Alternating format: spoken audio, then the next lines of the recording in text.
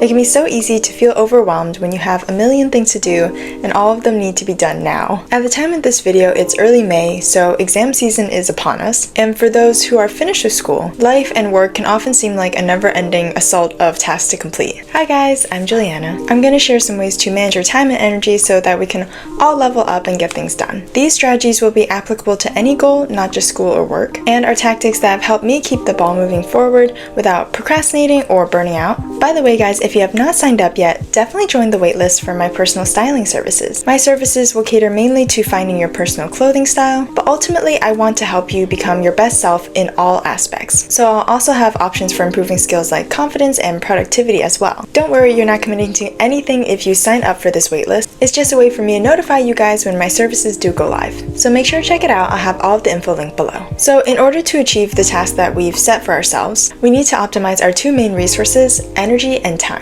Let's start with energy. You want to identify when in the day you're most alert and energetic. I used to think that the entire day was free game to work, so I feel so frustrated when I felt the need to crash around 2 to 3 p.m. No matter what I ate for lunch or if I changed how much I slept, my progress during those couple of hours would always slow. So to avoid this, I found that we need to know when we are most productive. For me, this is going to be the morning and early evening. When I'm in a lower period in my day, I'm still able to work, but during these periods, I'll tend to do the more managerial or automatic tasks on my to-do list. Your best times in the day are going to be different for everyone. If you're a night owl, you'll naturally feel most alert later in the day. That means planning blocks of time during that period for your hardest tasks. If you're not quite sure when you feel most alert, it can be useful to just use the Notes app on your phone and create a journal for 2 or 3 days. In this journal, you're going to want to check in at different points in the day, and you're going to want to note how energetic you feel with a consistent level of sleep and caffeine. You don't have to check in hourly. I mean, you can if you're really into the science, but I think checking in the morning,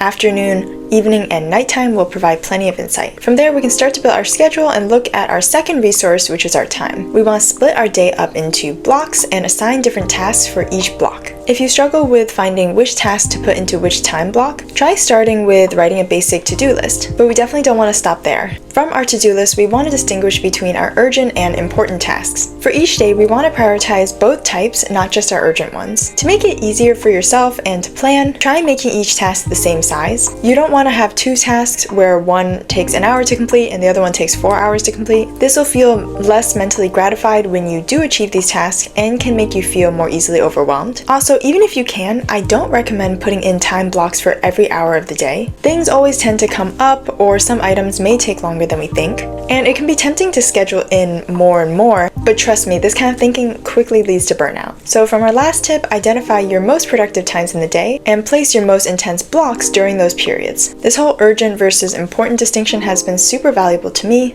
Otherwise, I tend to feel like I'm always putting out fires but not making any actual progress. This concept is called the Eisenhower Matrix, and it actually has 4 quadrants. We've already discussed 2 of them, but for items that are urgent but not important, say maybe our grocery shopping or our laundry, these should be delegated to others when at all possible to save time. For items that are neither important nor urgent, these should be eliminated. I definitely want to stress the notion of breaking down tasks into bite-sized pieces. I think the worst but very common thing to do when we're overwhelmed is to freeze and procrastinate. So honestly, start really small and think myopically. This doesn't mean that you shouldn't plan ahead, because we want to achieve our tasks in a certain time frame, but while you're taking steps towards your goal, don't think too hard about the entire task, otherwise you could freak yourself out. The goal here is to avoid paralysis by analysis and move forward even if it's small progress. I think the hardest part to anything is often to start. Not only may a task feel too large, but it can seem scary if we don't actually know how to go about it. For this, the best method that I found is to start messy and revise from there. I think this issue of paralysis is definitely common for perfectionists,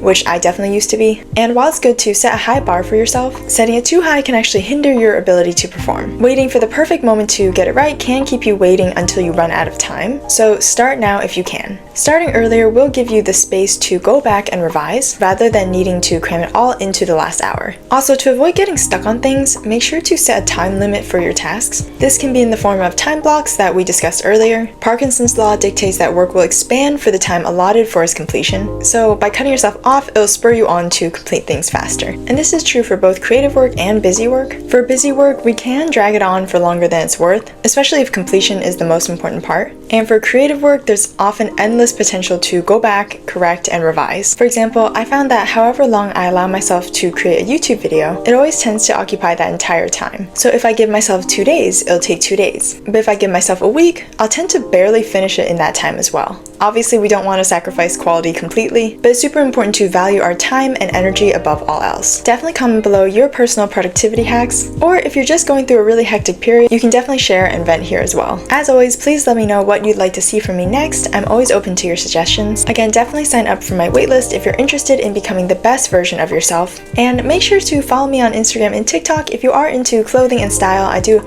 a lot of rapid fire style tips on there as well as outfit inspo. But yeah, if you liked this video, definitely subscribe. I'd love to have you here. Alright, I'll see you guys in my next video. Bye guys!